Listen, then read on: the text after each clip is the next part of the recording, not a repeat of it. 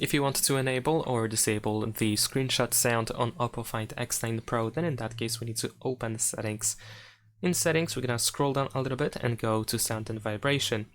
In here, if you scroll down, you should be able to find the more sounds option, and then we have the screenshot sound. So if you don't want your phone to play this sound when you take a screenshot, this screenshot effect, then of course we can turn it off over here. And that is pretty much it. Thanks for watching, leave a like and subscribe.